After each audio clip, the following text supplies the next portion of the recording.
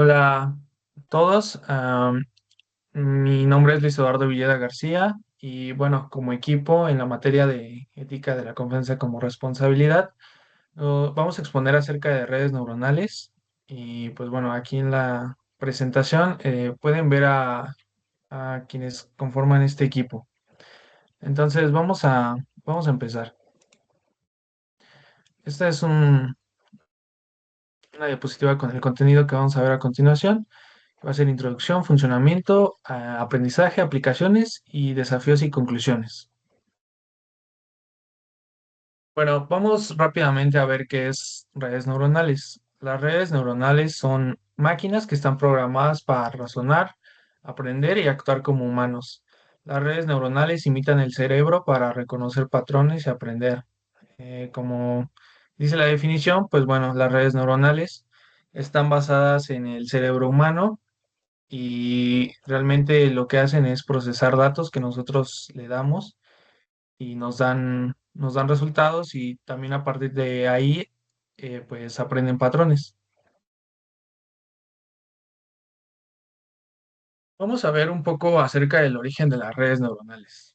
Empezaríamos en 1943 con la primera creación de una neurona artificial que fue hecha por McCulloch y Pitts. Son dos diferentes personas y pues bueno, este modelo fue el que estableció la base lógica para el procesamiento de información en redes artificiales. Realmente era algo muy simple y pues bueno, eran como interruptores binarios que se activaban si la suma de diferentes resultados pues superaba un umbral. Entonces, básicamente era muy simple. Después seguimos en 1969 con la idea del perceptrón, que en realidad pues fue la base de lo que hoy se conoce ya como las redes neuronales, porque ya permitía como tal aprender o resolver situaciones más complejas que la simple neurona artificial de Maculochi-Pitts. Entonces, creó una base para lo que es hoy en día. Sin embargo, después de lo que pasó en 1969 con Rosenblatt, pues llega un invierno de la IA, porque se presenta un artículo en el que autores exponen las falencias, las fallas del perceptrón, sus limitaciones, entonces provoca que haya un invierno, que haya un desinterés por seguir desarrollando esta tecnología de redes neuronales. Y pues bueno, luego llegamos a 1986, que realmente es algo alejado del último avance, pero es el backpropagation, que pues realmente ya permite entrenar redes multicapa, que ya permite resolver problemas no lineales, que son básicamente las tablas de lógica, como los problemas XOR, y pues abren la puerta ya al aprendizaje profundo, aunque todavía obviamente por el año estaba muy limitado por el hardware. Y pues bueno, después de eso llegamos a los 2000 en donde las redes convolucionales y el procesamiento del lenguaje natural ya son una realidad, ya son un hecho, ya hay donde ya hay avances, donde ya se procesan imágenes, donde ya se procesa texto, donde ya realmente las redes neuronales tienen una aplicación, pues ya no solamente en problemas simples, ¿no? Sino ahora ya se podían, pues, reconocer patrones a partir de imágenes, ¿no? Que es lo que hace las redes convolucionales.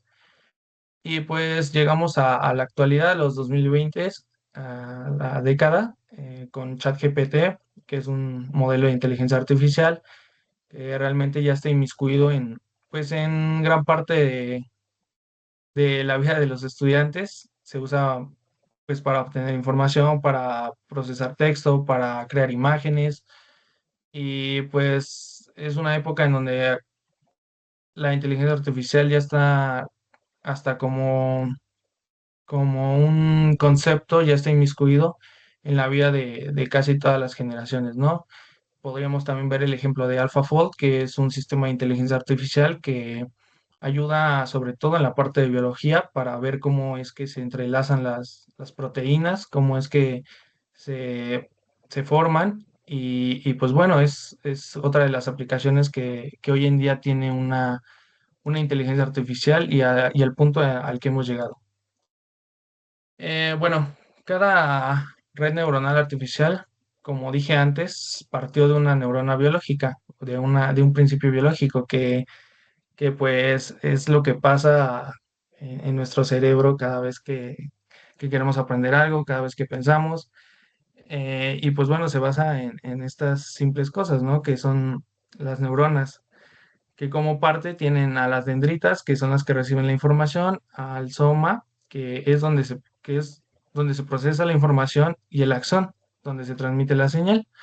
Entonces esto en cadena pues hace que nosotros podamos aprender, que nosotros podamos pensar y es una reacción en cadena, ¿no?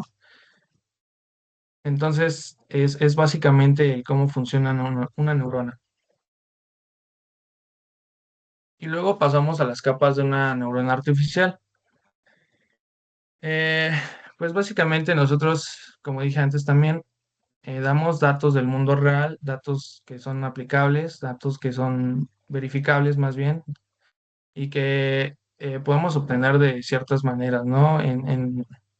Podemos ver en la estadística, podemos ver cuánto se compra de tal cosa, cuántas personas asisten a tal lugar, en qué época, en qué tal.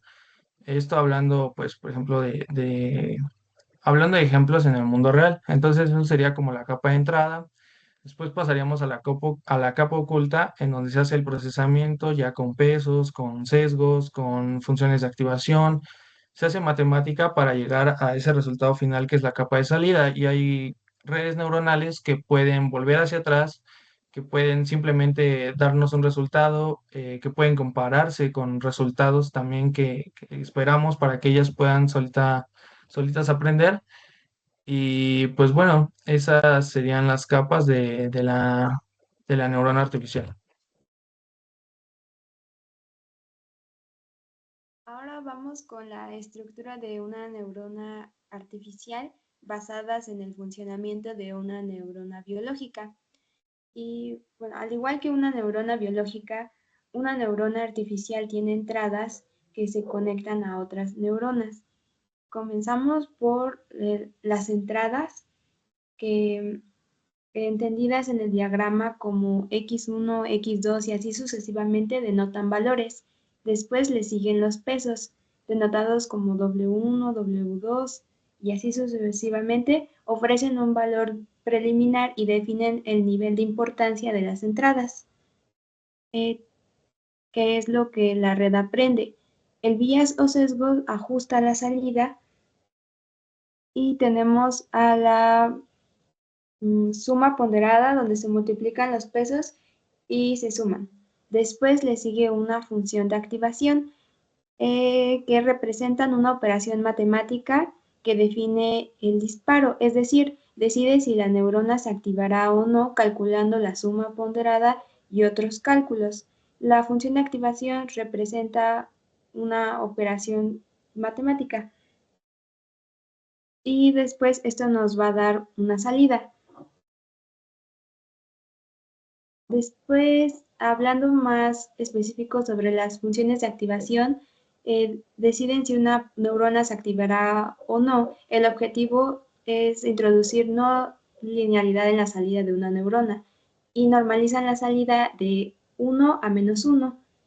La función de activación seleccionada debe ser eficiente y debe reducir el tiempo de cálculo porque la red neuronal a veces se entrena con millones de puntos de datos. Mm, en la siguiente diapositiva tenemos algunas funciones de activación. Si la red neuronal no cuenta con una función de activación, la suma de los pesos y sesgos sería una ecuación lineal, es decir, un polinomio de un solo grado. Su solución sería sencilla, pero su capacidad para resolver problemas complejos o polinomios de mayor grado sería limitada. La más utilizada es la función sigmoidea por su gran eficacia y su enfoque probabilístico para la toma de decisiones. Generalmente se usa en la capa de salida de los clasificadores binarios, donde el resultado es 0 o 1. Cuando tenemos que tomar una decisión o predecir un resultado, utilizamos la función de activación sigmoidea debido a su rango mínimo, lo que hace que la predicción sea más precisa. Una función lineal muestra funciones directamente proporcional a la suma ponderada de la entrada. La línea pendiente positiva aumenta la tasa de disparo a medida que aumenta la tasa de entrada y las funciones de activación lineal brindan una amplia gama de activaciones. Otra sería como la ReLU, que significa unidad lineal rectificada. La función es una función muy utilizada y se utiliza principalmente en capas ocultas de redes neuronales artificiales. Otra también es de paso binario y es una función de activación muy básica que siempre nos viene a la mente cuando intentamos limitar la salida. Es básicamente un clasificador de la salida según el umbral. La salida es mayor que el umbral, la neurona se activa y de lo contrario se desactiva.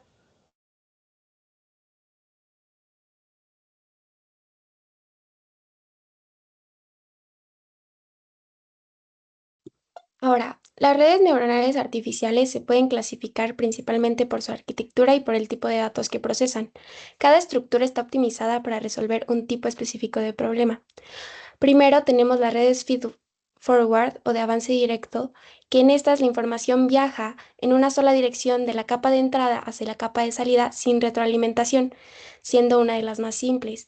Se utilizan principalmente para tareas básicas como clasificación o regresión, por ejemplo, predecir precios o clasificar correos como spam o no spam. En segundo lugar, son las redes recurrentes o RNN, que incorporan bucles permitiendo recordar información de entradas anteriores, siendo ideales para datos secuenciales como texto, lenguaje o series temporales. Un ejemplo claro es el reconocimiento de voz o la predicción de palabras en ChatGPT.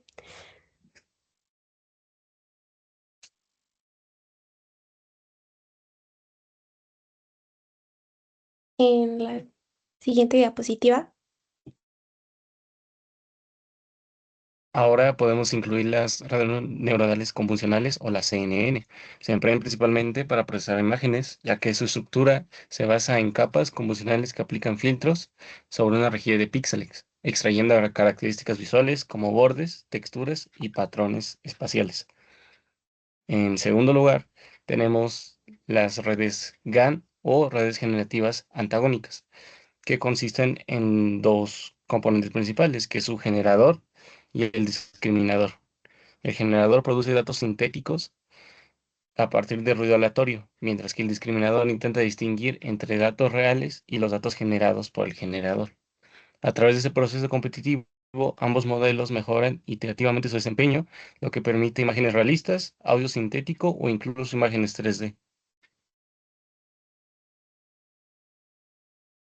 En la siguiente diapositiva.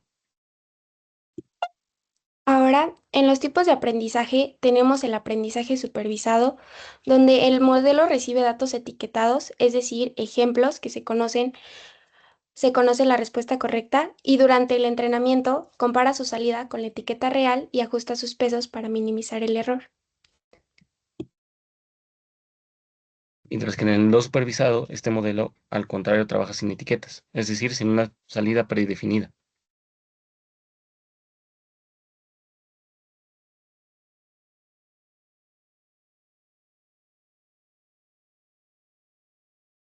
El reforzamiento se basa en la prueba y error y premios y castigos dentro de la misma computadora.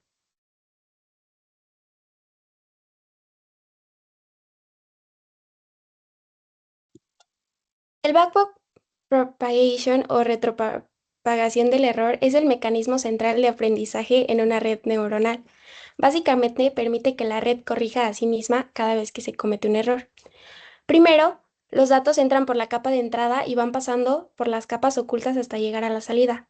En cada paso, las neuronas combinan los datos con sus pesos, que son los que los valores de la red ajusta, calculando una predicción en donde se compara esa predicción con la respuesta correcta y si la red se equivoca, se calcula un margen de error que indica qué tan lejos estuvo de la respuesta, pasando así al backpropagation, donde ese error no se queda ahí, sino se empieza a enviar hacia atrás, capa por capa, para identificar qué conexiones o pesos causaron la falla. Cada peso se ajusta ligeramente de modo que la próxima vez el resultado sea más preciso. Este proceso se repite miles o millones de veces con diferentes datos hasta que la red aprende a reconocer patrones con alta precisión.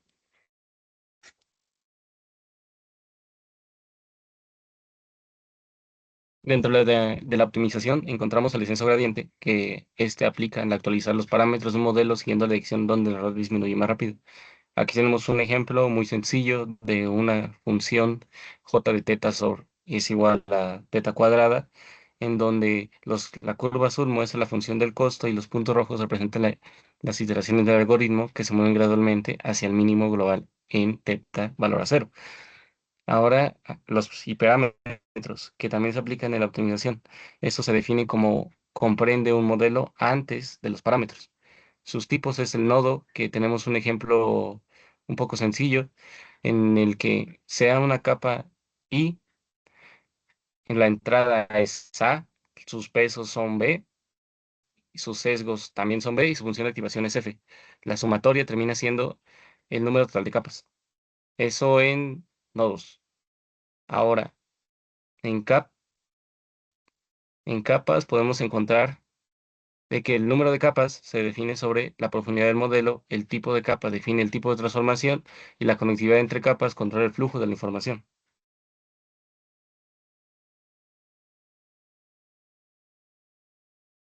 También están sus aplicaciones, que en primer lugar, la visión artificial consiste en interpretar imágenes o videos mediante redes convolucionales. Luego encontramos el procesamiento de lenguaje natural, en el cual se aplican redes recurrentes o los transformadores para comprender y generar su texto. Y por último, reconocimiento de voz, el cual convierte señales acústicas en texto utilizando redes neuronales profundas.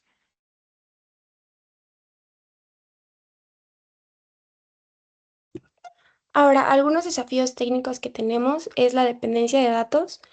Una red neuronal solo es tan buena como los datos con los que se entrena, por lo que si los datos son sesgados o insuficientes, los resultados también lo serán. Y dado a los resultados, hay un alto costo computacional, ya que entrenar redes profundas requiere grandes GPUs, un mayor consumo de energía y muchas horas de procesamiento, siendo un reto cuanto a eficiencia energética y escalabilidad.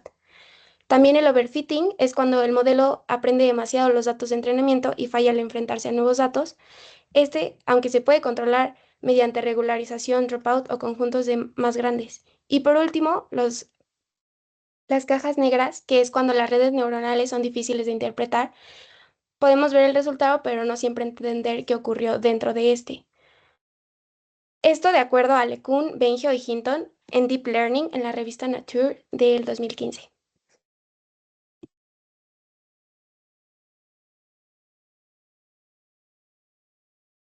Bueno, como conclusión, como equipo creemos que las redes neuronales son una de las bases más potentes de la inteligencia artificial. Son capaces de modelar relaciones complejas imitando al cerebro humano y creemos que sin duda será una herramienta potente que acompañará a los grandes descubrimientos del futuro. Muchas gracias.